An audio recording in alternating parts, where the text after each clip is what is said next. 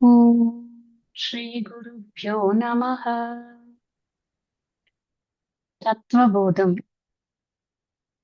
வேதாந்த பரிபாஷா சொற்கள் அடக்கிய இந்த ஒரு நூலை நாம இப்ப எல்லாரும் படிச்சு கொண்டிருக்கோம்.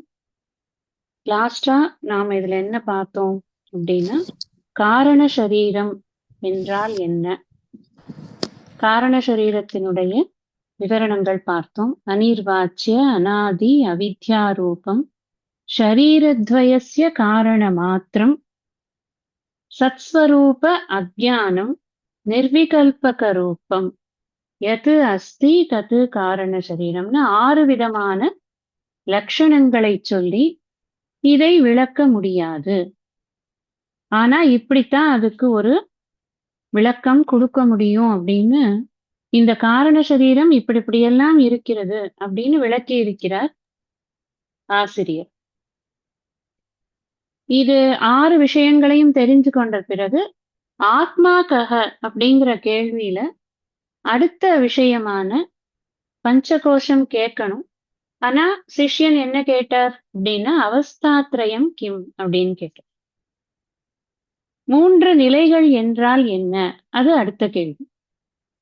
இந்த 3 நிலைகள் என்ன அப்படின்னா, ஜாகிரத் ஸ்வப்ன சுஷுப்தி அவஸ்தா அப்படின்னு அதுக்கு பதில் கொடுத்தார் சிஷ்யர். உடனே ஜாகிரத் அவஸ்தா அப்படின்னா என்ன, இந்த காது முதலிய இந்திரியங்கள், நம்முடைய ஞானேந்திரியங்கள், அறிவு கருவிகள் இருக்கே, அதன் மூலமாக சப்தம் முதலிய விஷயங்களை நாம தெரிந்து கொள்ளும் அறிந்து கொள்ளும் நிலை எதுவோ அதுவே ஜாகிரத அவஸ்தை. இப்ப விழிப்பு நிலை அப்படின்னா என்னன்னா, சுத்தி இருக்கிறது எல்லாமே அறியப்படுகிறது. இந்த அறிவை பெறக்கூடிய நிலை எது அப்படின்னா ஜாகிரத அவஸ்தை அப்படிங்கிறத சொன்னார். அதற்கு ஒரு அபிமானி சைத்தன்யம்னு ஒரு பேர் ஒண்ணு வைக்கிறாங்க சாஸ்திரத்தில். ஜாகிரத அவஸ்தையில இருக்கும் பொழுது டெக்னிக்கல் நேம் என்ன, நமக்கு நம்ம அப்பா அம்மா சூட்டின பெயர்லாம் இருக்கவே இருக்கு. அது இல்லாம டெக்னிக்கல் பெயர் என்ன அப்படின்னு கேட்டா அதுக்கு விஸ்வ அப்படின்னு சொன்னார். ஒவ்வொரு இண்டிவிஜுவலுக்கும் அதுதான் டெக்னிக்கல் பெயர். அந்த விஸ்வ அப்படிங்கிறது தான் அந்த ஜாகிரத அவஸ்தையில இருக்கக்கூடிய அபிமானி சைத்தன்யம் அப்படின்னு சொல்றது சாஸ்திரம். அபிமானி சைத்தன்யம்னா என்ன அர்த்தம்னா, எது ஐடென்டிஃபை பண்ணிக்கிறது. இந்த ஜாகிரத அவஸ்தையில இருக்கிறத எப்படி ஐடென்டிஃபை பண்றோம்னா விஸ்வன்ற பேர்ல ஐடென்டிஃபை பண்றோம், அவ்வளவுதான். அடையாளப்படுத்தக்கூடியது எதுன்னா விஸ்வம்ங்கிற பேர். அடுத்தது ஸ்வப்ன அவஸ்தை என்றால் என்ன, ஸ்வப்னம்னா கனவு. இந்த கனவு அப்படிங்கிற அவஸ்தை எப்படி வருது அப்படின்னா, எதை ஜாகிரத்துல நீ பார்த்தையோ, இந்த கனவு நிலை அப்படிங்கிறது விழிப்பு நிலையில எதை நீ பார்த்தாயோ அல்லது கேட்டாயோ அல்லது உன்னால் அனுபவிக்கப்பட்டதோ அதனால் ஏற்பட்டிருக்கக்கூடிய வாசனையானது, இந்த வாசனை அப்படின்னு சவுண்டே வரலையம்மா, ஒண்ணுமே கேட்கலையே, ஒண்ணுமே கேட்கலையே. நல்லாதான் கேக்குறது. இந்த ஜாகிரத் நிலையில எதை நாம பார்த்திருக்கிறோமோ கேட்டிருக்கிறோமோ அல்லது அனுபவிச்சிருக்கிறோமோ அதிலிருந்து ஏற்பட்டிருக்கக்கூடிய அந்த வாசனைனா நமக்கு ஒரு ஞாபக சக்தி இருக்கும். ஏதோ ஒண்ணு பார்த்தோம் அப்படின்னா அந்த பார்த்த விஷயம் ஞாபகம் இருக்கும். அது இந்த இடத்துல பார்த்தேன், இந்த ஊர்ல பார்த்தேன் அப்படிங்கிறது எனக்கு ஞாபகத்துல இருக்கும்.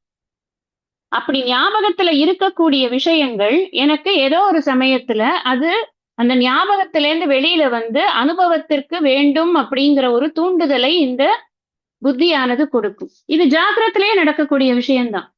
இப்ப நான் வந்து என்னோட ஊர்ல ஒரு ஒரு ஒரு கடையில ஒரு பேர் பார்த்திருக்கேன் அப்படின்னா, வேற ஒரு ஊர்ல போகும்போது அங்கேயும் பார்த்தோமே இதே மாதிரி ஒரு பேர் அப்படின்னு நமக்கு ஞாபகம் வருது இல்ல, அது ஜாகிரத்திலேயே வரக்கூடியதுதான். ஆச்சாரியார் என்ன சொல்றாருன்னா, ஸ்வப்னத்துக்கு எது சோர்ஸ் அப்படின்னு சொல்றாரு. எது சோர்ஸ், நீ ஸ்வப்னத்துக்கு நீ திடீர்னு உன்னை வந்து பாத்துற முடியாது. ஜாகிரத்துல எதையோ உன்னை பார்த்திருக்க அல்லது கேட்டிருக்க அல்லது அனுபவப்பட்டிருக்க, அந்த அனுபவம் உனக்கு வாசனையாக இருக்கிறது. அப்படி வாசனையாக இருக்கக்கூடிய அந்த அனுபவமானது நித்ரா சமயே, தூக்கத்தின் போது அது உனக்கு ஒரு பிரபஞ்சம். பிரபஞ்சம் அப்படின்னு சொன்னா ஒரு பெரிய கிரியேஷன் அப்படி இல்லை. நீ கிரியேட் பண்றது ஒரே ஒரு சீனா இருந்தாலும் அதுதான் பிரபஞ்சம். அந்த சொப்னத்துக்கு அதுதான் பிரபஞ்சம். அந்த பிரபஞ்சக பிரதீயத்தே அப்படிங்கிறது எது வெளிப்படுகிறதோ, நன்றாக எது வெளிப்படுகிறதோ, உன்னுடைய கனவில் நன்றாக எது வெளிப்படுகிறதோ அதுதான் அந்த அவஸ்தை தான் ஸ்வப்ன அவஸ்தை. அந்த நிலைதான் ஸ்வப்ன நிலை, கனவு நிலை அப்படின்னு சொல்றேன். என்ன முழிச்சிட்டு இருக்கிறச்சே பார்த்தோமோ அதனுடைய நினைவுகளால் நாம உருவாக்கக்கூடியது கனவு. அவ்வளவுதான், சிம்பிள். இதுக்கு ஒரு அபிமானி சைத்தன்யம் இருக்கு. இந்த அபிமானி சைத்தன்யத்துக்கு பேர் தைஜசன் அப்படின்னு இதுவரைக்கும் நாம படிச்சிருக்கோம். பேரெல்லாம் மறந்துடாதீங்க. இந்த அபிமானி சைத்தன்யம் சொல்லும் பொழுது நிலை ஜாகிரத், அபிமானி சைத்தன்யம் விஸ்வ, ஸ்வப்னம் தைஜசன், அடுத்தது காரண சரீரம் போடும்போது, உறக்கம் போடும்போது அது அதுக்குன்னு தனித்தனியா வரும். அதனால இதெல்லாம் இந்த இதுதான் டெக்னிக்கல் வேர்ட்ஸ். இதை புரிஞ்சு கொண்டாதான் பின்னாடி நம்ம படிக்கக்கூடிய சில மந்திரங்கள் அல்லது ஒரு ஒரு ஸ்லோகம் படிக்கிறோம் அப்படின்னு சொன்னா அது எதனால அப்படிங்கிறதுக்கு இங்கதான் நமக்கு ரெஃபரன்ஸ்க்கு வரணும் நம்ம திரும்பவும். அதனால பேசிக் திங்ஸ் எல்லாம் இங்க இருக்கிறதுனால இந்த விஷயங்களை ஓரளவு எழுதி வச்சுட்டு திரும்ப ரிவைஸ் பண்றதோ இல்ல மறுபடியும் கேட்கறது மூலமா மனசுல இருத்திக்கிறதோ பண்றது நல்லது. இந்த தத்துவபோதம் டெக்ஸ்ட் மனப்பாடம் பண்ணிக்கிறது இன்னுமே ரொம்ப நல்லது, ரொம்ப யூஸ்ஃபுல்லா இருக்கும். இப்ப நம்ம அடுத்தது பார்க்க போறோம். ததக சுஷுப்தி அவஸ்தா கா, அதான் கேள்வி எடுத்து. அடுத்தது சுஷுப்தி அவஸ்தை என்றால் என்ன அப்படின்னு கேக்குறான். சுஷுப்தி அப்படின்னு சொன்னா உறக்கம்னு அர்த்தம், தூக்கம். இப்ப தூக்கம்ங்கிறது என்னன்னு நீங்க சொல்ல முடியுமா? தூக்கம்னா என்ன கொஞ்சம் சொல்லுங்களேன் அப்படின்னு சொன்னா. தூக்கம்னா தூக்கம் தாங்க, தூங்கி எழுந்தேன் வந்தேன் அவ்வளவுதான். அதை எப்படி எக்ஸ்பிளைன் பண்றது? அப்படிதானே, அப்படிதான் சொல்ல முடியும். எப்படி தூக்கத்தை விளக்குக, ஒரு பக்கத்துக்கு தூக்கத்தை விளக்குகன்னா என்ன எழுதுறது? என்ன தெரியும் நமக்கு தூக்கத்துல? ஆனா எழுதுற ஆச்சாரி அகம் கிமபி ந ஜானாமி சுகேன மயா நித்ரா அனுபூயத இதி சுஷுப்தியவஸ்தா காரண சரீர அபிமானி ஆத்மா பிராக்ஞ இத்யுச்யதே. இதுதான் ஆன்சர் அதுக்கு. அகம் கிமபி ந ஜானாமி, அகம்னா தெரியும் என்னது? நான். நான் கிமப்பினா எதையுமே, ந ஜானாமி அறிய, ஜானாமின்னா அறியல், ஐ மீன் ஞாதா அப்படின்னா அறிபவன் என்று அர்த்தம். இங்க ஜானாமி அப்படின்னா அறிந்தேன் அப்படின்னு. இங்க ந ஜானாமின்னு போட்டிருக்கு. அப்படின்னா என்ன அர்த்தம்? அறியவே இல்லை, நான் ஒண்ணுமே அறியல, நான் என்னால் ஒன்றுமே அறியப்படவில்லை. இது ஃபர்ஸ்ட் திங். அடுத்தது சுகேன மயா நித்ரா அனுபூயத்தே, ரொம்ப சுகமா தூங்கினேன்ப்பா, I had a very good sleep. அது மாத்திரம் தெரியுது, நான் எதுவுமே அனுபவிக்கல. எவ்வளவு கான்ட்ரடிக்டரி ஸ்டேட்மெண்ட்ஸ்ன்னு நீங்க பார்க்கணும். நான் அனுபவிக்கவே இல்லைன்னு சொல்லும் போது அப்ப நான் சுகம் அப்படிங்கிறது ஒரு அனுபவமா கிடையாதா? அனுபவம் தான். ஆனா நான் சுகமாக உறக்கத்தை அனுபவித்தேன், அனுபூயத்தே. அடுத்தது சொல்ற, நான் எதையுமே அனுபவிக்கவில்லை, நான் சுகத்தை என்னால் சுகமான உறக்கமானது அனுபவிக்கப்பட்டது. இதி சுஷுப்தியவஸ்தா. இப்ப யார் அனுபவிச்சது? அந்த அனுபவிச்சது எப்படி தெரிஞ்சது? தெரியலன்னு சொன்னது யாரு? தெரிஞ்சது யாருக்கு? எல்லா கேள்விகளும் ஒரே கொஸ்டின் மார்க், எக்ஸ்கிளமேட்டரி மார்க்கா கிடக்கு நம்மளுக்கு மைண்டுக்குள்ள இருக்கும். இந்த சுஷுப்தி அவஸ்தை அப்படிங்கிறது எல்லாருக்கும் இருக்கக்கூடிய ஒரு நிலை. யாருமே இதுல இருந்து விலக்கு கிடையாது. அப்படி விலக்கு அப்படின்னு யாருக்காவது இருந்தா அது வியாதினால வருது. ஏன்னா தூக்கமே வரல அப்படின்னு சொல்லும் பொழுது ஹெல்த் டிட்டரியேட் ஆகுது, இன்சாம்னியா அப்படின்னு ஒரு வியாதி வருதுன்னு சொல்றாங்க. அதனால டிப்ரெஷன் வருதுங்கிறாங்க, செயல்பட முடியலைங்கிறாங்க. அப்ப இந்த தூக்கம்ங்கிறது எல்லா உயிரினங்களுக்கும் இறைவன் கொடுத்த ஒரு வரம். அது மாத்திரமல்ல, எல்லாருக்குமே ஒரே மாதிரி ஏற்படக்கூடிய ஒரு அனுபவம். எனக்கு ஒரு தூக்கம் ஒரு மாதிரி இருக்கும், உங்களுக்கு எல்லாம் தூக்கம் ஒரு மாதிரி இருக்கும், அப்படி கிடையாது. ஒரு ராஜா ஒரு மாதிரி தூங்குவாரு, பிரஜைகள்லாம் வேற மாதிரி. ஒரு மாதிரினா அவங்க படுக்கைகள் மாறுபடலாம், சூழ்நிலைகள் மாறுபடலாம், கூட படுத்துக் கொண்டிருப்பவர்கள் மாறுபடலாம். ஆனால் உறக்கம் அப்படிங்கிறது மாறுபடாது.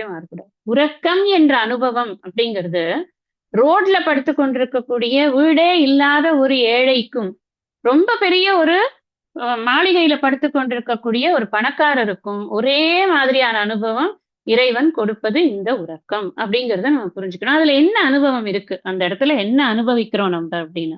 ஒண்ணுமே தெரியல. அதான் அனுபவம். ஃபர்ஸ்ட் திங் எனக்கு ஒண்ணுமே தெரியல.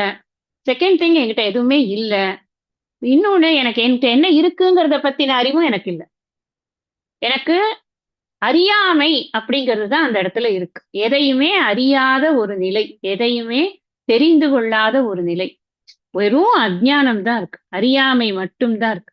அங்க எது டாமினண்டா இருக்கு அப்படின்னு, இது அறியாமை இருக்குன்னு சொன்ன உடனே தமோகுண பிரதானமாக இருக்கிறது அப்படின்னு நாம புரிஞ்சுக்கணும்.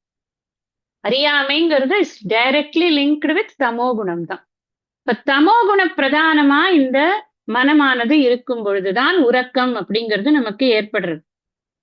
பொதுவாக நாம பகல்ல உறங்க மாட்டோம் பொதுவாக. ஆனா ஏதாவது ஒரு எக்ஸெப்ஷனல் இதுல ரொம்ப டயர்டா இருக்கு, ரொம்ப தூரம் எங்கேயோ போயிட்டு வந்திருக்கோம், இல்ல நிறைய வேலை அன்னைக்கு வீட்டுல காலையில இருந்து ஏர்லி மார்னிங் எழுந்து பண்ணிட்டோம், அதுக்கப்புறம் நம்மளுக்கு கொஞ்சம் ரெஸ்டே கிடைக்கல, ரெஸ்ட் கிடைக்கிறதுக்கு ஒரு 2 o'clock 3 o'clock டயத்துல நம்ம கொஞ்ச நேரம் அப்படி உட்கார்றோம்னா நம்மள அறியாம தூங்குறோம் பாத்தீங்களா? அப்ப நமக்கு எது ஆட்கொண்டு தூங்குறோம்? நம்ம தமோகுணம் ஆட்கொண்டு தான் நம்ம தூங்குறோம். அந்த தமோகுணத்தின் காரணமாக ஃபர்ஸ்ட் தமோகுணம் வரும் பொழுதுதான் அந்த தூக்கம் வருது. அந்த தூக்கம் வரும் பொழுது எனக்கு எதுவுமே தெரியறது இல்ல. நல்ல டீப் ஸ்லீப்ல எனக்கு எதுவுமே தெரியாது.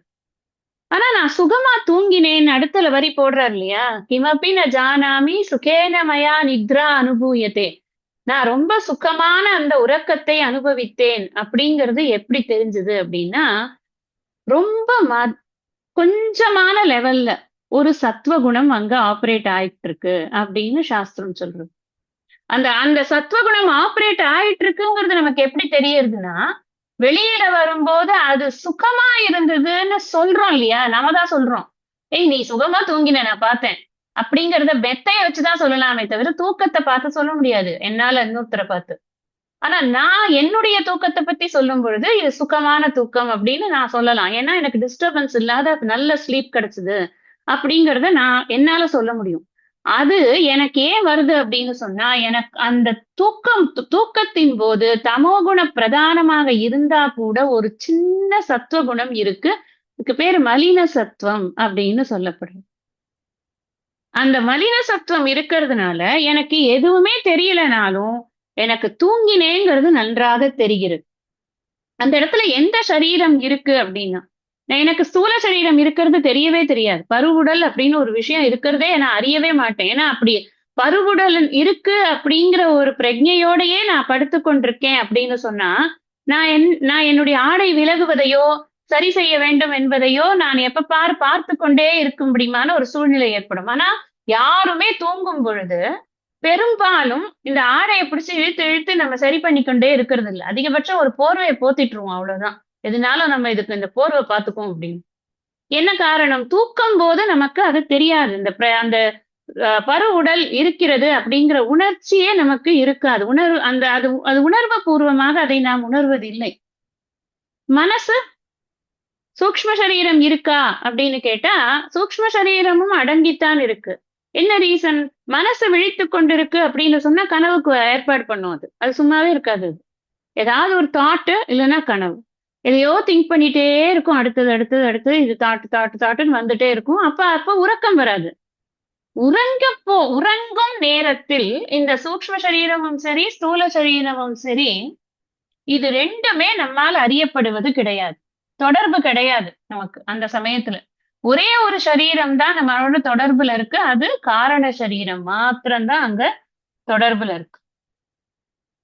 நான் தூங்குறச்சே நான் யார் அப்படிங்கறதுல பத்தி எனக்கு இது கிடையாது. நான் இருக்கேங்கிறது எனக்கு தூங்கும் பொழுது அந்த ஒரு எண்ணம் கூட எனக்கு இருக்காது. வெளியில வந்ததுக்கு அப்புறம், தூக்கத்தை விட்டு வெளியில வந்ததுக்கு அப்புறம் நான் இந்த இடத்துல நல்லா தூங்கினேன் அப்படிங்கிற ஒரே ஒரு எண்ணம் தான் எனக்கு மிஞ்சிருது.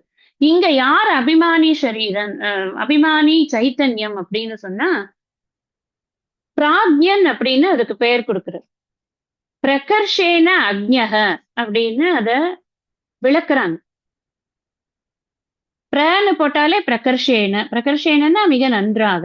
அக்ஞக அப்படின்னா அறியாமை. எது மிக மிக நன்றாக எதையுமே அறியாத நிலை அப்படின்னு அர்த்தம். மிக மிக நன்றாக எதையுமே அறியாத நிலைன்னா என்ன? ஒண்ணுமே தெரியாத நிலை. அதுதான் பிரகர்ஷேன அக்ஞக. அத பேரே அதைத்தான் குறிக்கிறது. இப்ப 3 சொல்லியிருக்கோம் நம்ம. விஸ்வன், தைஜசன், பிராக்யன். இதெல்லாம் கைவல்ய நவநீதத்திலேயே நம்ம படிப்போம். இப்பவும் நீங்க படிப்பீங்க, கைவல்ய நவநீதத்திலையும் நம்ம படிப்போம். இப்ப ஒரு பேஸ் போட்டு வச்சா கைவல்ய நவநீதத்துல அந்த பாட்டோட படிக்கும்போது உங்களுக்கு அது டக்குன்னு புரிஞ்சிடும். அதுக்காக தான் இதை பேஸ் போடுறதே. அப்ப இந்த 3 நிலைகள்ல 3 அபிமானி சைத்தன்யம் சொல்லியிருக்கு. இப்போ நீங்க ஸ்தூல சரீரத்தோட தொடர்பு இருக்கக்கூடிய நிலை எது அப்படின்னு சொன்னா, ஜாகிரத அவஸ்தை தான் ஸ்தூல சரீரத்தோட தொடர்பு இருக்கக்கூடிய நிலை. சூக்ஷ்ம சரீரத்தோட தொடர்பு இருக்கக்கூடிய நிலை எது அப்படின்னு சொன்னா, அதுதான் ஸ்வப்ன அவஸ்தை, கனவு நிலை. காரண சரீரத்தோட தொடர்பு இருக்கக்கூடிய நிலை எது அப்படின்னு சொன்னா, அதுதான் இந்த உறக்க நிலை அப்படிங்கிறது. மூணு நிலைகள். இப்ப 3 நிலைகள் விவரிச்சாச்சு. நமக்கு புரியறது. இப்போ 3 நிலைகள் இருக்கு. 3 நிலைகள் பத்தின விவரங்கள் தெரியுது. ஒவ்வொன்றுத்துக்கும் ஒவ்வொரு டெபினிஷன் கொடுத்திருக்க. அதை ஞாபகம் வச்சுக்கணும். ஜாகிரத் அப்படிங்கிறது புறத்தில் இருக்கக்கூடிய விஷயங்களை பார்த்து அதன் மூலமாக அறிவை பெறுவது, அதை பற்றிய அறிவை பெறுவது. அந்த நிலைதான் ஜாகிரத அவஸ்தை. அப்படி பெற்ற அறிவை நினைவில் வைத்துக்கொண்டு நல்ல உறக்கத்திற்கு முன்பாக ஒரு கனவு நிலையில் அந்த அந்த அந்த நினைவை வைத்துக்கொண்டு ஒரு பிரபஞ்சத்தை சிருஷ்டி செய்யும் நிலை எது அப்படின்னா அது கனவு நிலை. நான் எதுவுமே தெரியாமல் நன்றாக உறங்கினேன் என்று மாத்திரம் அறியக்கூடிய நிலை எது அப்படின்னு, அறியக்கூடிய நிலைன்னு கூட அதை சொல்ல முடியாது. வெளியில வந்த அப்புறம் நான் சொல்றேன் அது. நான் எனக்கு எதுவுமே தெரியாம நல்லா தூங்குற சூப்பர் அஜ்ஞானத்துல இருக்கேன். அதுதான் காரண உறக்க நிலை. இப்ப 3 நிலைகள் நமக்கு டவுட் இனிமே வரக்கூடாது. அடுத்தது நெக்ஸ்ட் கொஸ்டின் கேட்கிறார். பஞ்சகோஷம். பஞ்சகோஷா கே? அதான் கேள்வி. 5 கோஷங்கள் என்றால் என்ன? பஞ்சன 5 கோஷங்கள். கோஷம் அப்படின்னு சொன்னா மறைப்பு அப்படின்னு அர்த்தம். இப்போ நம்ம உரைன்னு எக்ஸாக்ட் மீனிங் டிரான்ஸ்லேஷன் பண்ணோம்னா உரை அப்படின்னு. இந்த கத்தியெல்லாம் உரைக்குள்ள போடுறது அப்படின்னு சொல்றோம் இல்லையா? இந்த கத்தியை மறைச்சிருக்கு அந்த உரை. கத்தி அதுக்குள்ள ஃபிட்டின் ஆயிடும். அந்த உரையில இருந்து கத்தியை எடுத்தாதான் கத்தியை யூஸ் பண்ண முடியும். அப்ப அந்த உரை எதுக்காக இருக்கு? பாதுகாப்புக்காக, மறைப்புக்காக இருக்கு.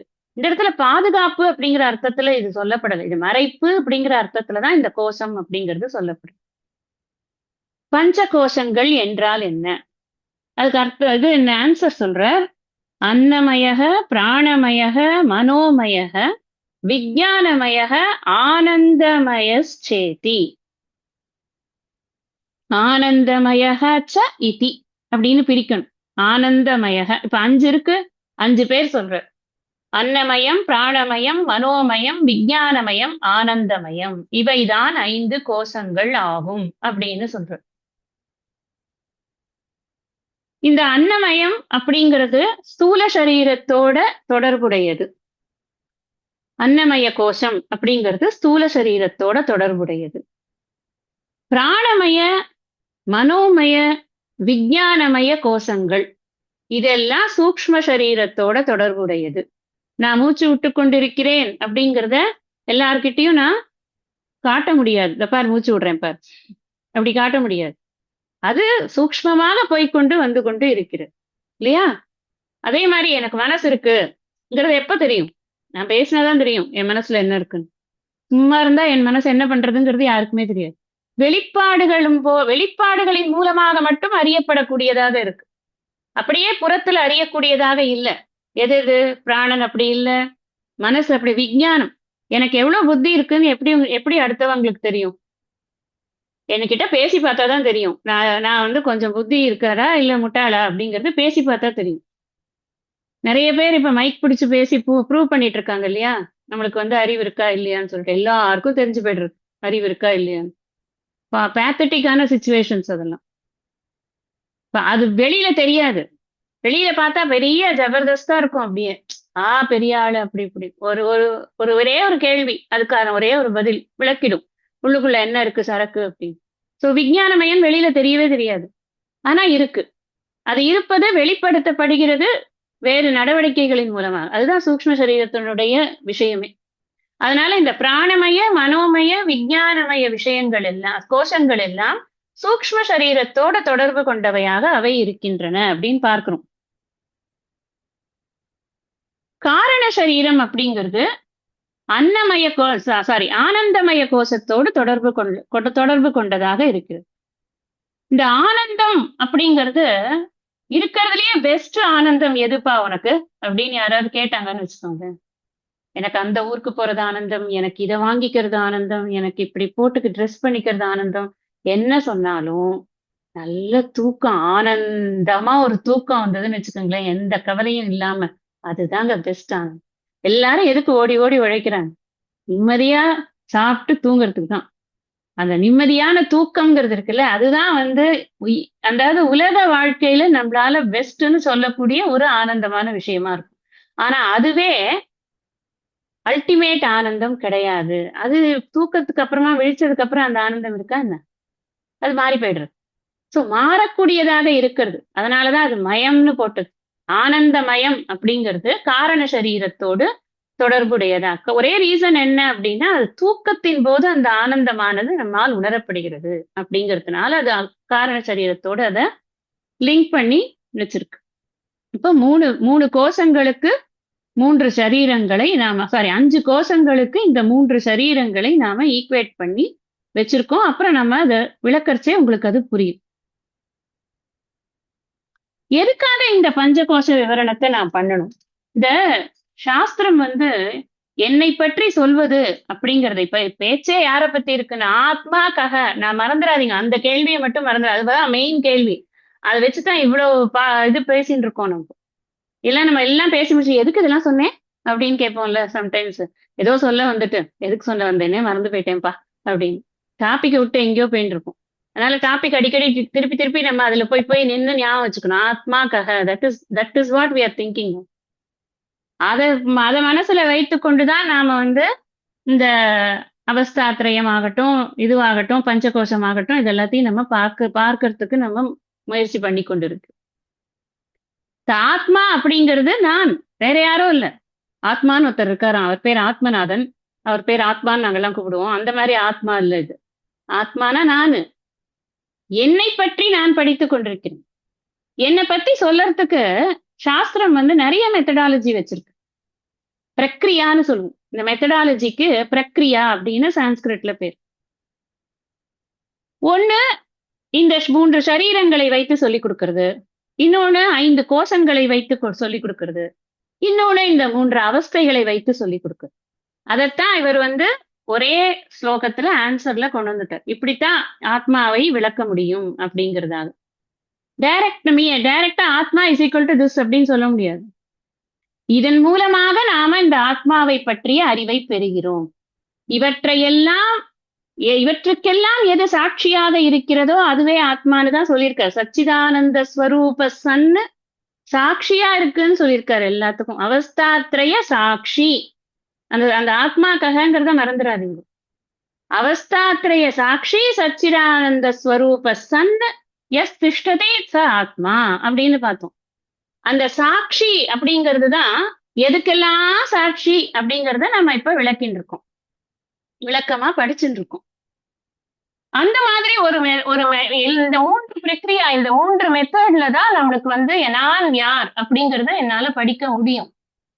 ஏன்னா டைரக்டா இது இப்படிதான் அப்படின்னு சொல்றதுக்கான எங்கேயுமே கிடையாது சாஸ்திரத்துல. ஆத்மா இஸ் ஈக்குவல் டு சோன்னு சொல்ற மாதிரி கிடையாது. ஏன்னா அது சோவே கிடையாது. இதுக்கெல்லாம் வேறுபட்டது அப்படின்னு சொல்றோம். இதுக்கெல்லாம் வேறுபட்டது அப்படிங்கிறது எதை சொல்றோம்னா, எதெல்லாம் அனுபவிக்கிறோமோ அதெல்லாம் 2-3 ஹெட்டிங்ல போட்டு இதுக்கெல்லாம் வேறுபட்டது அப்படின்னு சொல்றோம். இப்ப நம்ம லாஸ்டா பஞ்சகோஷம் அப்படிங்கறத இப்ப பார்க்கறதுக்கு வந்திருக்கோம். இந்த பஞ்சகோஷ விவேகம் எனக்கு எதுக்கு வேணும்? அது ஃபர்ஸ்ட் எனக்கு தெரியணும். ஏதோ நானும் வந்து புதுசா வேர்ட்ஸ் வருதுங்க, நல்லா இருக்கு, இன்ட்ரெஸ்டிங்கா இருக்கா, படிச்சுட்டு இருக்கேன், அப்படி இல்ல. வேர்ட்ஸ் இருக்கு, நம்ம படிக்கணும். ஏன்னா பின்னாடி டெக்ஸ்ட் எல்லாம் படிச்சோம்னா நம்மளுக்கு ரொம்ப யூஸ் ஆகும் அப்படிங்கறதெல்லாம் ஒரு பக்கம் இருந்தா கூட நான் ஏன் பஞ்ச கோஷங்களை பற்றி விவேகம்னா என்ன டிஸ்கிரிமினேஷன் பிரித்து பகுத்து ஏன் அறிந்து கொள்ள வேண்டும் அதனால எனக்கு என்ன பிரயோஜனம்னா 2 பிரயோஜனம் சொல்லப்படுகிறது ஒண்ணு வந்து இத பிரிக்கும் போது எனக்கு ஒண்ணு தெரிஞ்சிடும் என்னன்னா இந்த உடல் நான் கிடையாது ஃபர்ஸ்ட் பேசிக்கா எனக்கு தெரிய வேண்டியதே அதுதான் என் பிரச்சனையே மெயினா அதுதான் நான் இந்த உடம்போட என்ன ஐடென்டிஃபை பண்ணிக்கொண்டு இந்த உடம்பு சார்ந்தது எல்லாத்துலயும் ஒரு இதுக்கே ஒரு முடிச்ச போட்டு வச்சிட்டு இருக்கேன் அதை பிரிக்கவே முடியல அந்த முடிச்ச இந்த பின்னலை சின்னமாக்கி அப்படிம்பர் கைவல்ய நவநீதத்துல இந்த பின்னல் பின்னி வச்சிருக்கேனே அதை துண்டு துண்டா உடைச்சு என்ன நீ விடுதலை பண்ண வைக்க மாட்டியா அப்படின்னு வந்து குரு கிட்ட கேட்ப வித்யதே ஹிருதய கிரந்திகி கிரந்தினா முடிச்சு நான் போட்டு வச்சிருக்கேன் இந்த உடம்பு தான் பேஸா வைத்து கொண்டு உடம்புல எனக்கு முதல்ல ஒரு அபிமானம் இருக்கு என்னோட உடம்பு அங்கேயே உடஞ்சிரும் சுக்கு நூறு அது என்னோட உடம்புங்கிற அந்த ஸ்டேட்மெண்ட்லயே உடஞ்சிரும் இது நான் இல்ல அப்படிங்கிறது நமக்கு தெரிஞ்சிடும் என்னோடதுங்கிறது எப்படி நான் ஆக முடியும் என்னோட பேனா எப்படி நான் ஆக முடியும் என்னோட புஸ்தகம் எப்படி நான் ஆக முடியும் என்னோட புடவை எப்படி நான் ஆக முடியும் அது மாதிரிதான் என்னோட உடம்பு அவ்வளவுதான் அது புரிஞ்சதுனாலே பாதி பாடம் முடிஞ்சு போயிடுதுன்னு அர்த்தம் அப்ப நான்கிறது இந்த உடம்பு அப்படிங்கறதுல இருந்து நாம ஃபர்ஸ்ட் வெளியில வர்றதுக்கு இந்த பஞ்சகோச விவேகம்ங்கிறது நமக்கு ரொம்ப ரொம்ப முக்கியமா தேவைப்படுறது அடுத்தது ஏன் நான் இந்த உடம்பு வந்து நான் இல்லை அப்படின்னு தெரிஞ்சுக்கிறத காட்டிலும் இந்த உடம்புக்கு நாம கொடுக்கக்கூடிய முக்கியத்துவம் எந்த ஆங்கிள் அப்படின்னு சொன்னா இது அன்று கண்ட திருமேனி போல எப்பவுமே வந்து அதே மாதிரி சித்திரத்தில் அலர்ந்த செந்தாமரை போல ராமன் இருந்தான்னு கம்பர் பாடின மாதிரி நான் சித்திரத்தில் அலர்ந்த செந்தாமரை போல நானும் எப்பவுமே ஒரே மாதிரி இருக்கணும்னு நமக்கு ஒரு எண்ணம் இருக்குல்ல ஐயையோ சுருங்கி போச்சே கையெல்லாம் ஆஹா இங்க ஒரு நரை வந்து போச்சே நீங்க டையே அடிக்க மாட்டீங்களா ஏன் அடிக்க மாட்டீங்க அது இதுக்கு எனக்கு இப்ப டை அடிச்சு என்ன ஆக போறது முதல்ல சரி எத்தனை பேர் இதுல மாட்டிக்கிட்டு இருக்காங்க நீங்க மாட்டிட்டு இருக்கவங்க எல்லாம் பார்த்தா அப்சர்வ் பண்ணீங்கன்னா தெரியும் இது பிரச்சனை என்ன அப்படின்னு பெரும்பாலும் நமக்கு அது அந்த எண்ணம் வரலைன்னா தெரியாது ஆனா சில சமயம் நம்ம என்ன பண்ணணும் அந்த மாதிரி எண்ணத்தோட இருக்கிறவங்களை அப்சர்வ் பண்ணும்போது இது எவ்வளவு பெரிய ஒரு ஒரு ஒரு இது என்ன சொல்றது ஒரு சிக்கலா இருக்கு அவங்களுக்கு ஒரு சகதிக்குள்ள காலை விட்டு எடுக்க முடியாம எவ்வளவு அவஸ்தைப்பட்டுக்கிட்டு இருக்காங்க அப்படிங்கறத நம்ம பார்த்தா புரியும் நமக்கு இல்லைங்கிறதுக்கு பகவானுக்கு ரொம்ப நல்லது நன்றின்னு சொல்ல வேண்டியதுதான் இதை கேட்பாங்க நிறைய பேர் கேட்பாங்க அதுவும் எஸ்பெஷலி நம்ம ஒர்க் பண்ணும்போது ஆஃபீஸ்க்கு போகும்போதோ இல்ல ஒர்க் பிளேஸ்ல இருக்கும் போதோ இல்ல நம்ம இதுக்கு இப்படி எல்லாம் பண்ணிட்டு வந்தா நல்லா இருக்கும் இதை இப்படி நம்ம பண்ணணும் நீங்க இதை கட் பண்ண மாட்டீங்களா அத்தை பண்ண மாட்டீங்களா இதை எடுக்க மாட்டீங்களா என்னையா இது எதுக்கையாவது எடுக்கணும் அது என்ன விஷயம் உங்களுக்கு என்ன பிரச்சனை அப்படின்னு தான் நமக்கு கேட்கணும் போல தோணும் அது ஏன் வருது அந்த கேள்வி ஏன் வருது அப்படின்னு சொன்னா நான் இது எப்படி இருக்கோ அதை வச்சுதான் எனக்கு என்னோட கேட்டா எனக்கு மாரல் கான்பிடன்ஸ் 1008 விஷயம் சொல்லுவாங்க ஆனா நான் ஒண்ணுதான் சொல்லுவேன் என்னன்னா நமக்கும் பிளசண்டா அதே சமயத்துல கம்ஃபர்டபுளா இருக்கிற ஒரு ட்ரெஸ்ஸை போட்டுட்டு நமக்கு மூஞ்சிய வந்து கண்ணாடியில பார்த்தா சௌகரியமா இருக்கிற மாதிரி இருந்ததுன்னா பேசாம கிளம்பி போக வேண்டியதுதான் இதுக்காக ஒரு பெரிய மெனக்கெடல் பண்ண ஆரம்பிச்சோம் அப்படின்னா அதுக்கு எண்டே கிடையாது அப்ப என்ன ஆகுது ஒவ்வொரு விஷயத்துல இதுலயே டைம் ரொம்ப போயிடும் இந்த டைம் பூரா இதுலதான் போகும் இது என்ன பண்ணும்னா கொஞ்ச நாள் ஆக ஆக நம்ம என்ன மேக்கப் போட்டாலும் அது வந்து அதோட வேலையை அது பார்க்கத்தான் பார்க்கும் அது சுருங்கத்தான் சுருங்கும் அது வந்து தொய்யத்தான் தொய்யும் அது வீணாத்தான் போகும் அது அஸ்தி ஜாயத்தை வர்க்கத்தை விபரிணமத்தை எல்லாம் நம்மளால கட்டுப்படுத்தவே முடியாது அப்புறம் ஏன் இந்த வேலை வெட்டி வேலை தேவையே இல்லைல்ல அது நமக்கு புரியறதுக்காக இந்த பஞ்சகோஷம் அப்படிங்கிறது என்னங்கிறத நம்ம பிரிச்சு புரிஞ்சுக்கணும் அதுக்காக தான் இது எதனால் ஆனது இன்னும் புரிஞ்சுதுன்னு வச்சுக்கோங்களேன் அவ்வளவுதானே இதை போய் எதுக்கு நாம பெருசா கொண்டாடணும் இதுக்கான ஒரு பர்பஸ் கொடுத்திருக்காரு பகவான் அந்த பர்பஸை நம்ம யூஸ் பண்ணுவோம் பர்பஸ்க்கு அதை யூஸ் பண்ணுவோம் அவ்வளவுதான் விஷயம் we have to live இதை வச்சுதான் இதுதான் டூல் அந்த டூலை நம்ம பத்திரமா யூஸ் பண்ணணும் இந்த உடல் என்னத்துக்கானது அப்படின்னா வினை பயன்களை அனுபவிப்பதற்கான ஒரு சாதனமாக கொடுக்கப்பட்டது உடம்பே இல்லைன்னா எப்படி வினைப்பயன் அனுபவிக்கிறது நமக்கு நிறைய நம்ம பண்ணி வச்சிருக்கிற வினைகளினுடைய பயன்களான பெண்டும் தான் புண்ணியமா நீங்க உடனே ஆஹா எனக்கு வர கஷ்டத்தை எல்லாம் அனுபவிக்கிறதுக்கு தான் இதை கொடுத்துருக்காரு ஏன் சுகம்லாம் நம்ம அனுபவிக்கிறதே இல்லையா அப்படின்னு சொல்லிட முடியுமா நம்ம சுகத்தையும் தான் அனுபவிக்கிறோம் கஷ்டத்தையும் தான் அனுபவிக்கிறோம் சுகத்தை கண்டுக்கிறது இல்ல, மைண்ட் வந்து கண்டுக்கிறது இல்ல. கஷ்டத்தை மட்டும் நல்ல பூத கண்ணாடி வச்சு பார்த்து கஷ்டம்தான் எனக்கு வாழ்க்கையில எப்பவுமே அப்படின்னு நமக்கு ஒரு டேட்டா டிரான்ஸ்ஃபர் ஆயிடுறது புத்திக்கு. அதனால என்ன பண்றோம் நம்ம, எப்ப பாரு கஷ்டம் தான் எனக்கு அப்படின்னு. ஆனா அதனாலதான் நான் ஸ்பெசிபிக்கா சொல்றேன், வினை பயன் அப்படிங்கிற போது சுக துக்க போக ஆயத்தனம் அப்படின்னு சொன்னார். போக சாதனம் ரெண்டும் பார்த்தோம் நம்ம. இதுதான் அதை அனுபவிப்பதற்கான இடமாக இருக்கிறது, அதற்கான சாதனமாக இந்த மனமானது இருக்கிறது. இந்த பஞ்ச கோஷத்துக்குள்ள இந்த உடல் மனம் கூட்டமைப்பு அப்படின்னு அதனாலதான் சொல்றோம், உடல் மன கூட்டமைப்பு, பாடி மைண்ட் காம்ப்ளெக்ஸ் சொல்றேன் அடிக்கடி நான். அது தமிழ்ல என்ன சொல்றோம், உடல் மன கூட்டமைப்பு அப்படின்னு. உடம்பு, அதுக்கப்புறம் மனசு. மனசுங்கிறச்ச மனசு மாத்திரம் இல்ல, மனம் புத்தி சித்தம் அகங்காரம் இது எல்லாம் சேர்ந்ததுதான் இந்த நமக்கு கொடுத்திருக்கக்கூடிய இந்த டூல் அப்படின்னு சொல்றோம், உபாதி அப்படின்னு சொல்றோம். இதை வைத்துக் கொண்டுதான் இந்த உலக வாழ்க்கையை வாழ்ந்து கொண்டு இருக்கிறோம். இது அதுக்கானது மட்டும்தான். மயட் அப்படின்னு சொல்றோம், ஒன்னொன்னுத்துக்கும் மயம் மயம்னு சொல்றோம். அன்னமயம், பிராணமயம், மனோமயம், இப்படி ஒன்னொன்னுக்கும் மயம்னு சொல்றோம் இல்லையா. அந்த மயம் அப்படிங்கிறது மயட் அப்படின்னு ஒரு சான்ஸ்கிரிட்ல அது அது வந்து ஒரு ஒரு ஒரு கிராமட்டிக்கல் வேர்டு. இந்த மயட் அப்படின்னு சொன்னா அதுக்கு ரெண்டு அர்த்தம் இருக்கு. ஒண்ணு வந்து விகாரம்னு ஒரு அர்த்தம். விகாரம்னா மாறுபாடுக்கு உரியது அப்படின்னு அர்த்தம். மாறிக்கொண்டே இருக்கக்கூடியது, அதுதான் விகாரம் அப்படிங்கிறது. இன்னொரு அர்த்தம் என்ன அப்படின்னா ஸ்வரூபம் அப்படின்னு அர்த்தம். ரெண்டுத்துக்கும் உதாரணம் சொல்றேன், உங்களுக்கு புரியும். சர்வம் விஷ்ணுமயம் ஜெகத்து அப்படின்னு சொல்றோம், அல்ல சர்வம் பிரம்மமயம் ஜெகத். எப்படி சொன்னா, விஷ்ணுமயம் ஜெகத் இஸ் வெரி காமன். இது விஷ்ணுவின் வடிவாகவே இருக்கிறது, விஷ்ணுவின் ஸ்வரூபமாகவே இருக்கிறது. ஸ்வரூபம் அப்படிங்கிற அதுல அர்த்தத்துல சொல்லும் போது இந்த மயம் அப்படிங்கிறது அந்த இந்த சென்டென்ஸ்ல ஸ்வரூபமா இருக்கு, விஷ்ணு ஸ்வரூபமா இருக்கு, ருத்ரஸ்வரூபமா இருக்கு அப்படின்னு சொல்லும்போது ருத்ரமயம், விஷ்ணுமயம், தேவிமயம், இப்படி எல்லாம் அதை சொல்றோம். அந்த மயம்ங்கிறது அப்படி யூஸ் பண்றோம். அன்னமயம் அப்படின்னு சொன்னா அன்னத்தினால் மாறுபாடுகள் அடைவது அப்படின்னு அர்த்தம். அதனால விகாரார்த்தம் யூஸ் பண்றது இந்த மயம். இங்க நாம யூஸ் பண்றது என்ன அப்படின்னா விகாரத்தின் அர்த்தத்தோடு தான் யூஸ் பண்றோம். விகாரம் என்றால் மாறுபாடுகள் அப்படின்னு அர்த்தம். மாற்றங்கள், மாற்றம் ஒன்றே மாறாதது. இந்த மாதிரி டைலாக்லாம் சொன்னாதான் டக்குன்னு மைண்ட்ல வந்து இறங்கி நிக்கிறது இல்லையா. அதனால மாற்றங்களுக்கு உட்பட்டது இந்த மயம் அப்படிங்கிறது, அதைத்தான் குறிக்கிறது. அடுத்தது கேள்வி வருது. இந்த ஆன்சர் ஃபர்ஸ்ட் என்ன சொன்னார், அன்னமய பிராணமய மனோமய விஜானமய ஆனந்தமயச்ச இதி அப்படின்னு சொன்னாரா. ஃபர்ஸ்ட் புரியாத வேர்டு அன்னமய. உடனே அன்னமய, அன்னமயம் என்றால் என்னன்னு கேக்குறான். அன்னமய கக அப்படின்னு, அன்னமய கோஷம் என்றால் என்ன, அதுக்கு ஆன்சர் சொல்ற. அன்னரசேனைவ பூத்வா அன்னரசேனைவ விருத்திம் பிராப்ய அன்னரூப பிருத்திவ்யாம் யத்விலீயதே தத் அன்னமய கோஷக ஸ்தூல சரீரம். அதுக்கு அவரே கொடுத்துட்டார்.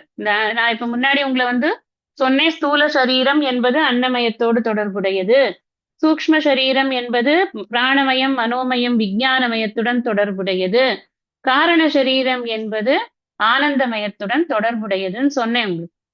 அவரே இந்த ஆன்சர்ஸ்ல கொடுத்துட்டே வர்றார். ரொம்ப இந்த டெக்ஸ்ட வந்து ஒரு 4-5 தடவை நம்ம உட்காந்து பாராயணமா பண்ணிட்டோம்னா விஷயம் வந்து உள்ள ஓரளவுக்கு செட்டில் ஆயிடும். ரொம்ப கஷ்டம்லாம் கிடையாது. அப்படி செட்டில் ஆக ஆக நிறைய கேள்விகளுக்கு இதுலயே கூட அர்த்தங்கள் நமக்கு கிடைச்சிடும். நம்மளோட கேள்விகள் எப்படி நம்ம அந்த கேள்வியை பிரசன்ட் பண்றது தெரியாம பல கேள்விகள் மைண்ட்ல இருக்கும், அதுக்கு ஆன்சர் இப்படியே கிடைச்சிடும். இப்ப என்ன சொல்ற, அன்னரசேனைவ பூத்வா. பூத்வா அப்படின்னு சொன்னா பூத்வா பூத்வா பிரலீயதே, இந்த வார்த்தை எங்க கேட்டிருக்கோம் நம்ம, 8வது அத்தியாயத்துல ஸ்லோகத்துல கேட்டிருக்கோம். பூத்வா பூத்வா, தோன்றி தோன்றி. சொற்கள், அப்படி சொற்களை நம்ம ரிலேட் பண்ணும்போது அர்த்தங்கள் மைண்டுக்குள்ள போகும். அதுக்காக தான் இந்த ரெஃபரன்ஸ் சொன்னேன். வேற அந்த கீதையை கொண்டு வந்து இங்க ரெஃபர் பண்ணணும் அப்படிங்கிற ஒரு இதுக்காக சொல்லுது. பண்ணதுனால தப்பும் இல்லை. பூத்வா அப்படின்னு சொன்னா தோன்றுதல்.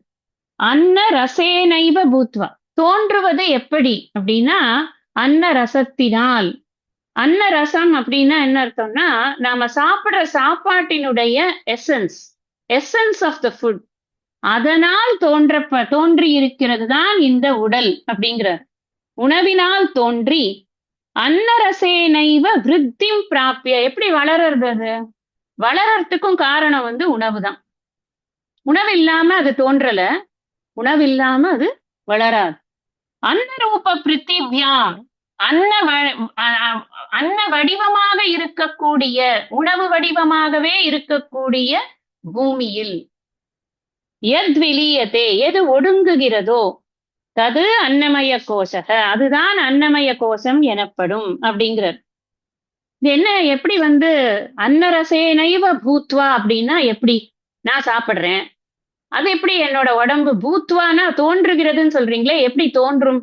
புதுசா ஒரு உடம்பு வரத்துக்கு எப்படி சாப்பாடு எப்படி காரணமாகும் அப்படின்னா, உபனிஷத் வந்து அழகா விவரிக்கிறது. முண்டக உபநிஷத்துல இந்த சிருஷ்டி அப்படிங்கறத எப்படி வந்து வருது, இந்த உடல் அப்படிங்கிறது எப்படி வருது அப்படின்னு. ஒரு தாயும் தந்தையும் அவரவர்கள் வயிற்றுக்கு அவரவர்கள் சாப்பாடு சாப்பிடுறாங்க. அந்த சாப்பாடு அவர்களுடைய உடம்புல சேர்ந்து அது அந்த எக்ஸ் குரோமோசோம்ஸ் ஒய் குரோமோசோம்ஸ் எல்லாம் ஃபார்ம் ஆகணும்ல. இவரோட ஸ்பெர்மா ஃபார்ம் ஆகணும், அவங்களுக்கு சுக்லம் ஸ்ரோனிதம் அப்படின்னு சொல்றது. இதெல்லாம் வந்து உடம்புக்குள்ள ஏற்படக்கூடிய மாற்றங்கள், வேதியியல் மாற்றங்கள்னால இந்த குழந்தை உருவாவதற்கு தேவையான விஷயங்கள் எல்லாம் உடம்புல உருவாருது. இந்த தேவையான வாத்தாவரணமும் உருவாருது. கர்ப்பத்துல இந்த வாத்தாவரணமும் உருவாகிறது. சரியான சமயத்துல இந்த கர்ப்பாதானம் நடக்கும் பொழுது அப்ப என்ன ஆகுது, இந்த இந்த குழந்தை அப்படிங்கிறது அந்த இடத்துல ஃபார்ம் ஆகுது. கர்ப்பாதானம் நடக்கிறதுக்கு இவர் ஸ்பெர்ம கொடுக்கறதும், அவங்க கிட்ட முட்டை உருவாறதும் எங்கேருந்து உருவாருதுன்னா இந்த அன்னத்தினால ஏற்பட்டிருக்கக்கூடிய மாற்றங்கள். அதான் மயம்னு. அன்னத்தினால மாற்றங்கள் அடையிறது. இந்த உடம்புக்குள்ள போடுற சாப்பாடு அப்படியே நேர போறது கிடையாது. நமக்கு தெரியும் அதெல்லாம். நம்ம எல்லாரும் படிச்சுட்டு தான் வந்திருக்கோம். நம்மளுடைய இது டைஜஸ்டிவ் சிஸ்டம் பத்தி நமக்கு தெரியும், ரீப்ரொடக்டிவ் சிஸ்டம் பத்தியும் தெரியும். அதெல்லாம் ஞாபகம் வச்சுக்கோ. இப்ப நம்ம சாப்பிட்ட சாப்பாடு தான் நம்ம குழந்தையை உற்பத்தி பண்ணுவதற்கு ஏதுவாக இருக்கக்கூடிய விஷயங்களாக நம் உடலில் மாற்றங்களை ஏற்படுத்துகிறது. அதன் மூலமாக ஒரு குழந்தை ஒன்று உருவாகிறது. அப்போ தோற்றம்ங்கிறது அன்னரசத்தினாலதான். இந்த அன்னரசத்தினால வந்து அந்த தோற்றம் மட்டும் இருந்தா பத்தாது, அதுக்கப்புறம் அது வளரணும். வளர்றதுக்கு அந்த குழந்தைக்கு சாப்பாடு வேணும். அம்மா சாப்பிடுற சாப்பாடு வந்து பலவிதமான மாற்றங்களை உள்ளுக்குள் ஏற்படுத்தி தாய்ப்பாலாக அது வெளியே வருது. பிறந்த குழந்தைக்கு அதுவே உணவாகிறது. அதுக்கப்புறம் அது ஓரளவுக்கு வளர்ந்ததுக்கு அப்புறமா வெளியில இருக்கக்கூடிய உணவுகள் எல்லாத்தையும் அந்த குழந்தைக்கு கொஞ்சம் கொஞ்சமா நம்ம இன்ட்ரடியூஸ் பண்றோம். அப்ப இந்த உடலை எப்படி வளர்க்கிறோம்? நமக்கு கிடைச்ச உடலை எப்படி கிடைக்கிறது? அன்னத்தினால. அதை வளர்க்கிறதும் அதே அன்னத்தினாலதான். அதனால வகை வகையான உணவுகளை கொடுத்து கொடுத்து கொடுத்து இந்த உடலை வளர்க்கிறோம் அப்படிங்கிறது தெரியுது.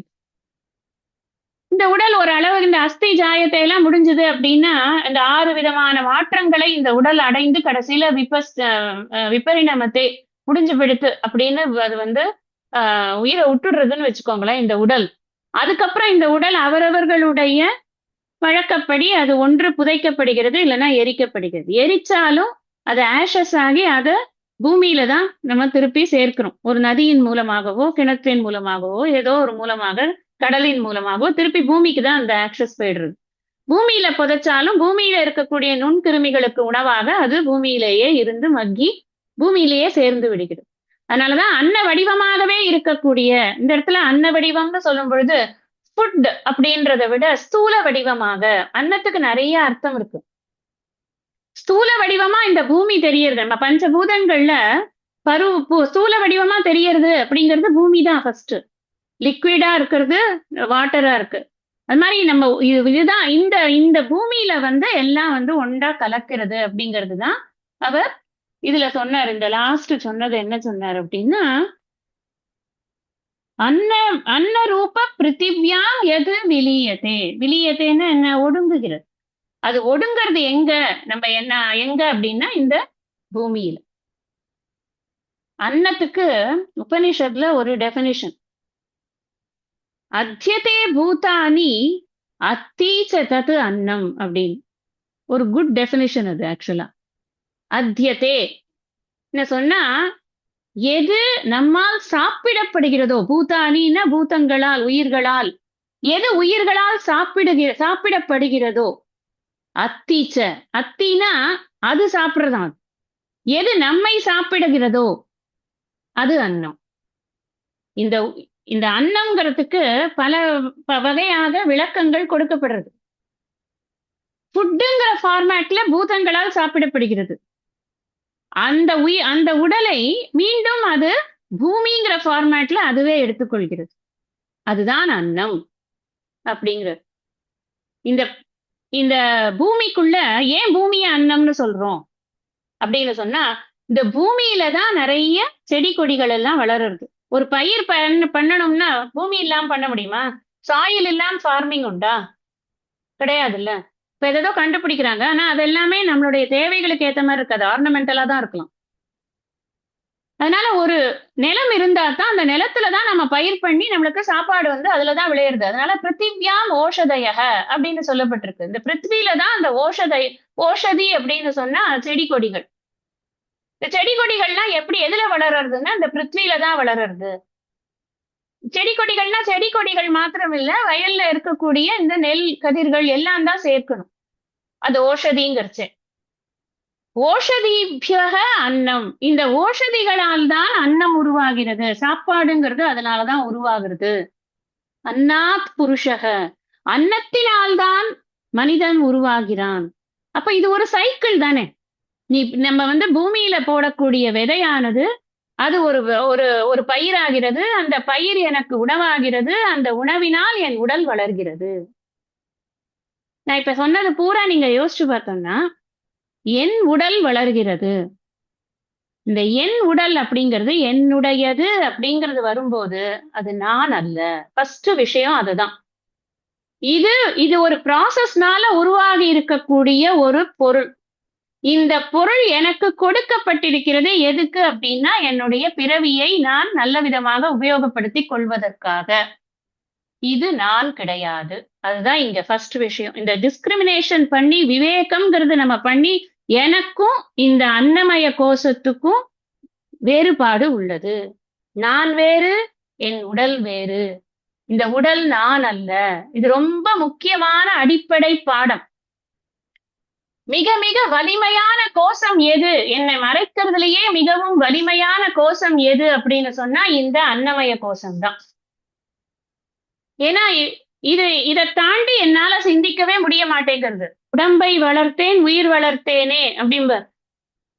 உடம்ப வளர்த்தாத்தான் எனக்கு நெக்ஸ்ட் விஷயமே. நான் பசியோட தாகத்தோட எவ்வளவு நாள் உட்கார்ந்துருக்க முடியும்? பசி வந்திட பத்தும் பறந்து போகும்னு 10 விஷயத்த லிஸ்ட் பண்றா அவ்வை பாட்டி. அதுல மானம், குலம், கல்வி எல்லாம் போயிடும் அப்படிங்கிறான். இந்த பசி எதுக்கு வருது? இந்த உடம்ப வளர்க்கறதுக்காகத்தான் அந்த பசிங்கிற உணர்ச்சியே நமக்கு ஏற்படுறது. இந்த பசிங்கிறதே ஆக்சுவலா சூக்ஷ்ம சரீரத்துல ஏற்படக்கூடிய உணர்ச்சி. அங்க ஏற்படக்கூடிய அந்த உணர்ச்சிக்கு நாம ஆக்ட் பண்ணாதான் இந்த ஸ்தூல சரீரம் வளரும், இல்லைன்னா ஸ்தூல சரீரம் வீணா போயிடும். அதனால இந்த உடல் அப்படிங்கிறது நான் இத வளர்க்கறதுக்கும், இத போஷணை பண்றதுக்கும், இத பாதுகாக்கிறதுக்கும், இத கௌரவமா வச்சுக்கிறதுக்காகவும், இதுக்கான கௌரவத்தை நிலைநிறுத்துறதுக்காகவும், இத பேஸ் பண்ணி நான் ஒரு ஜாதி, ஒரு குலம், ஒரு இனம், ஒரு மதம் அப்படிங்கிற அபிமானங்களை எல்லாம் தடியா வளர்த்து அதனால சண்டை சச்சரவு எல்லாம் போட்டு என்னுடைய வாழ்க்கை முழுக்க முழுக்க முழுக்க இத பேஸ் பண்ணியே வைத்து கொண்டு இருக்கிறதுனால இது என்ன மறைச்சுடுத்து அப்படிங்கிறார். நான் யாரு? நான் இதா? நான் இந்த ஜாதியா? நான் இந்த குலமா? எனக்கு ஏதாவது ஜாதி உண்டா? எனக்கு ஏதாவது முதல்ல ஃபார்ம் உண்டா? நான் லிமிட் பண்ண முடியுமா என்ன? எனக்கு பார்ட்ஸ் உண்டா? எனக்கு அவயவங்கள் உண்டா? எனக்கு மாற்றங்கள் உண்டா? ஒன்னும் கிடையாதுங்கிறது சாஸ்திரம். ஆனா நான் என்ன நினைச்சேன், என்னையா சொன்ன நீ அப்படின்னு கேக்குறேன். என் உடம்புங்கிறத மறந்து போய் என்னையா சொன்னேன்னு கேக்குறேன்ல, அங்கதான் நான் தப்பு பண்றேன். என் உடம்பையா சொன்னா சொல்லிட்டு போ அப்படின்னு அல்லவா நான் சொல்லணும். ஒரு பிரச்சனை வந்ததுன்னா நான் எப்படி சொல்லணும் நானு? என் உடம்ப தானே சொன்னா சொல்லிட்டு போ. அப்படிதான் சொன்னார் ரமண மகரிஷி. நானே நிந்திக்கணும்னு வச்சு நிந்தித்து தான் இருக்கேன். நீ நிந்திக்கிற அவன் நிந்திக்கிறானா நிந்திச்சுட்டு போறானேப்பா. ஏன்பா நீ போய் இத போய் அது அந்ததான் ஆட்டிடியூடு.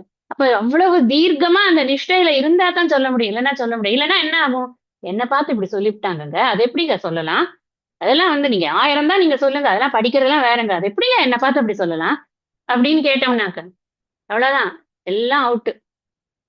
அங்கதான் நான் திருப்பி சொல்றேன். ஞாபகம் வச்சுக்கணும். என்னுடைய உடம்பு, என்னுடைய உடம்பு, என்னுடைய உடம்பு திருப்பி திருப்பி சொல்லிட்டே இருக்கணும்.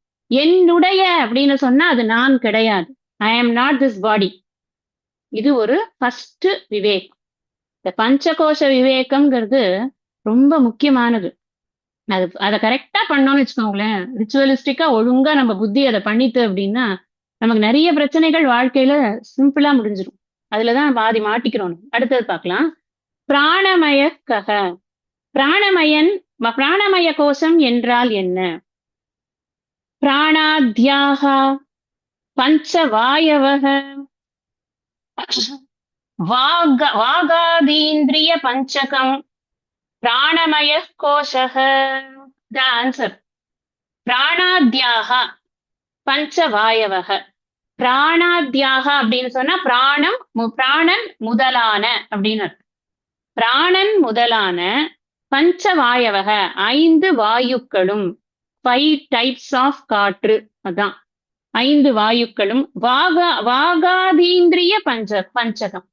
இந்திரிய வாக்கு ஆதி இந்திரிய, அதுதான் வாகாதீந்திரிய அப்படின்னு மறுவல். அது புணர்ச்சி விதியினால அப்படி போட்டிருக்கு. வாக் பிளஸ் ஆதி பிளஸ் இந்திரிய. வாக்கு முதலிய இந்திரியங்கள். முன்னாடி நமக்கு இந்த வாக் பாணி பாதம் பாயு உபஸ்தம் பார்த்தோமா இல்லையா? ஏற்கனவே பார்த்திருக்கோம் கர்மேந்திரியங்கள் அப்படின்னு.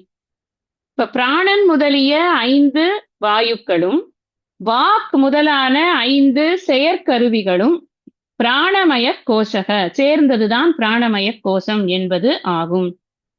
நான் சொன்னேன் இல்லையா, இந்த பசி அப்படிங்கிறது சூக்ஷ்ம சரீரத்தினுடைய தர்மம் அப்படின்னு. அந்த எங்க வருது? சூக்ஷ்ம சரீரத்துல எந்த இடத்துல வருது? மனசுக்கு தான் பசியா? புத்திக்கு பசியா? சூக்ஷ்ம சரீரத்துல எல்லாம் தானே இருக்கு. மனம் இருக்கு, புத்தி இருக்கு, சித்தம் இருக்கு, அகங்காரம் இருக்கு, பிராணன் இருக்கு, எல்லாமே இருக்கு. எங்க இருக்குன்னா பசி பிராணன்ல தான் இருக்கு. இந்த பிராணனுக்குத்தான் இந்த பசி தாகம் அப்படிங்கிறது. அதாவது இந்த பிராணனுடைய தர்மமான அந்த பசி தாகத்தை போக்குறதுக்காகத்தான் நாம சாப்பாடு அப்படிங்கிறத எடுத்துக்கிறோம். அதன் மூலமாக அந்த சாப்பாடை இந்த பிராணன் தான் போய் பிராணன் இன்னும் மத்த ஜாட்டர் அக்னி அப்புறம் அங்க இருக்கிற நீர் எல்லாம் சேர்த்து அதெல்லாம் செரிமானம் பண்ணி நமக்கு உடம்புக்கு சக்தியாக கொடுக்கிறது. சயின்ஸ் எல்லாம் நீங்க படிச்சிருப்பீங்க, அதெல்லாம் நான் சொல்ல போறது. இந்த உடலுக்குள்ள சஞ்சரிக்கக்கூடிய பிராணன் அப்படிங்கிறது 5 வகையான பிராணன், 5 வகையான வாயுக்கள் அப்படின்னு போட்டிருக்கார். வாயுங்கிறது நம்ம காற்று அப்படின்னு புரிஞ்சுக்கிறோம். 5 வகையான காற்று இருக்கு. ஷரீர அந்த சஞ்சாரி வாயு பிராணக அப்படின்னு பிராணனுக்கு மாத்திரம் ஒரு டெபினிஷன் கொடுத்திருக்கு. சரீரத்துக்கு உள்ள போய்கொண்டு வந்து கொண்டு உள்ளும் புறமும் போய்கொண்டும் வந்து கொண்டும் இருக்கக்கூடிய வாயுவானதற்கு பெயர் பிராணன். பிராணம் போயிடுதுங்க அவருக்கு அப்படின்னா என்ன அர்த்தம்? உள்ளேயும் வெளியும் போயிட்டு வருது, அந்த பிராணன் நின்று போயிடுது அப்படின்னு அர்த்தம். இது ஸ்டாப்ட் இஸ் ஒர்க் அப்படின்னு அர்த்தம். இந்த பிராணனை உபாசனை பண்றதுதான் நம்ம பிராணாயாமம் அப்படிங்கிற விஷயங்கள்லாம் பண்றோமே. இந்த பிராணனை நேர்படுத்துறது அப்படிங்கிறது தான் அந்த பிராணனை பிராணாயாமம்ங்கிற விஷயத்துல பண்றோம். ப்ராப்பரா இந்த பிரீத்தை எடுக்கிறது, பிரீத்தை உள்ள விடுறது, அதுக்கு கரெக்டான ஒரு டைமிங் வைக்கிறது. இத்தனை பிரீத் உள்ள, இத்தனை பிரீத் நிக்கிறது, இத்தனை பிரீத் வெளில வருது. அது அந்த கரெக்டா அந்த இதோட பண்ணும் பொழுது என்ன ஆகுது அப்படின்னா இந்த பிரீத் ரெகுலேட் ஆகுது. பிரீத் ரெகுலேட் ஆகும்போது it has connection with our mind.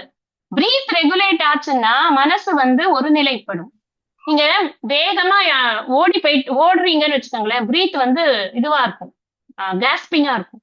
அப்ப மைண்டும் ரொம்ப பிளக்சுவேட்டிங்கா இருக்கும். ஒரு இடத்துல அப்படியே உட்கார்ந்து அமைதியாச்சு, இந்த பிரீத் அமைதி ஆயிடுது அப்படின்னா மைண்டும் அமைதியாயிடும். டென்ஷனா இருக்கும்போது பிரீத் தாறுமாறுமா ஏறும். அமைதியா இருக்கும்போது பிரீத் கரெக்டா வரும். இந்த பிராணனுக்கும் மனசுக்கும் நிறைய கனெக்ஷன் இருக்கு. இந்த பிராணன் உடம்புல 5 வகையான பிராணன் சொன்னேன். ஒண்ணு வந்து சரீர அந்த சஞ்சாரி வாயு பிராணன் சொன்னேன். இன்னொரு பிராணன் எது அப்படின்னா மேல் நோக்கி செல்லக்கூடிய பிராணன், பிராகமனவான் வாயுகு. அதுதான் அதைத்தான் பிராணனுக்கு இன்னொரு உள்ளேந்து மேல வெளியில போயிட்டு வருது இல்லையா, அதனால பிராகமனவான் வாயுகு. அபானக அப்படின்னு ஒண்ணு இருக்கு. இந்த அபானக அப்படின்னு சொல்றது அதோகமனவான் வாயுகு. அதோன்னா கீழே போறது, சரீரத்தில இருந்து கீழ்முகமாக அந்த வாயு போறது இல்ல, அதுக்கு பேரு அபானன் அப்படின்னு பேர். வியாபகவான் வாயுகு, நல்ல சரீரம் ஃபுல்லா எல்லா இடங்களிலும் போய் வந்து கொண்டு இருக்கிறது இல்லையா, அதுக்கு பேரு வியாபகவான். வியாபகம்னாலே எல்லா இடத்துலயும் நிறைஞ்சிருக்கு அப்படின்னு, அதுக்கு பேரு வியாபகவான் வாயுகு. உத்கிரமணவான் வாயு, இது வந்து வெளியில உள்ள இருக்கிறத அப்படியே வெளியில இழுத்து கொண்டு போகக்கூடியதற்கு அதுக்கு ஒரு ஃபோர்ஸ், ஒரு காற்று தேவைப்படுறது, கடைசி காற்று அதுதான். அது வந்தாச்சு அப்படின்னா உயிர் இருக்காது. அதுக்கு பேர் வந்து உதானக அப்படின்னு பேர். இந்த சமானக அப்படின்னு இன்னொரு வாயு இருக்கு. அந்த வாயுக்கு வேலை என்ன அப்படின்னா உணவை ஜீரணம் பண்ணக்கூடிய வாயு. சமானமாக இந்த உடலை ஜீரணம் பண்ணி எல்லா பார்ட்ஸுக்கும் வேணுங்கிற அளவுக்கு சக்தி எல்லாம் ஸ்ப்ரெட் பண்ணி விடுறது அப்படிங்கிறது இந்த வாயுனுடைய வேலை. அப்போ இந்த 5 வாயுக்களுக்கு 5 வேலைகள் இருக்கு. அந்த 5 வேலைகள் எங்க நடக்கிறது? என்னுடைய மூச்சு.